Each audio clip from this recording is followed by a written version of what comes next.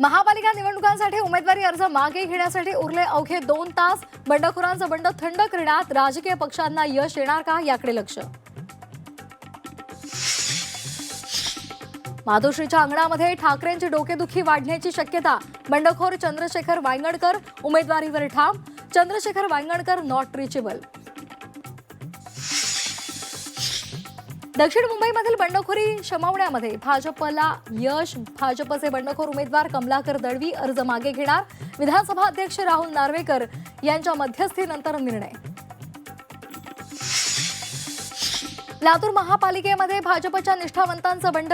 नमो आघाडी म्हणून निष्ठावंत मैदानात. भाजपचं गणित बिघडण्याची शक्यता. मनधरणीचे प्रयत्न सुरू. नाशिकमध्ये महाविकास आघाडीमध्ये फूट पडल्याची चर्चा. जागा वाटपात युतीधर्म पाळला नसल्याचं समोर. महायुतीच्या बैठकीमध्ये बंडखोरीवर चर्चा. आज कोण माघार घेणार, याकडे लक्ष. नागपुरात अर्ज माघारीवरून हाय व्होल्टेज ड्रामा. 2.5 तासांनंतर किसन गावंडे यांची घरातून सुटका. मुख्यमंत्र्यांशी चर्चा करून उमेदवारी संदर्भात अंतिम निर्णय होणार. दोन्ही राष्ट्रवादींचा लढा थेट भाजप विरोधात. अनौपचारिक गप्पांमध्ये अजित पवार यांचं विधान. भाजपच्या कारभाराविरोधात आज 5:30 वाजता पत्रकार परिषद घेणार. शिवसेना युबीटी आणि मनसेच्या उमेदवारांसाठी आज शिवसेना भवनात शिबिर.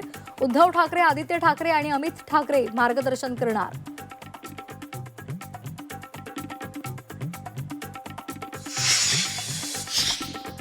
चार जानेवारीला ठाकरे बंधूंचा वचननामा शिवसेना भवनात प्रकाशित केला जाणार. वचननामा प्रकाशनासाठी राज ठाकरे शिवसेना भवनात येणार. संजय राऊतांची माहिती.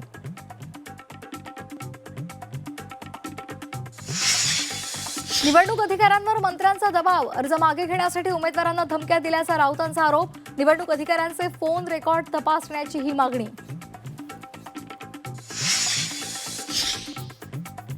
जादूटोण्यामुळे पराभव झाल्याचा उमेदवाराचा दावा. फुलंब्रीच्या उमेदवाराची पोलीस ठाण्यामध्ये तक्रार. नगरपंचायत निवडणुकीमध्ये सेनेचे अमित वाहुळ हे पराभूत.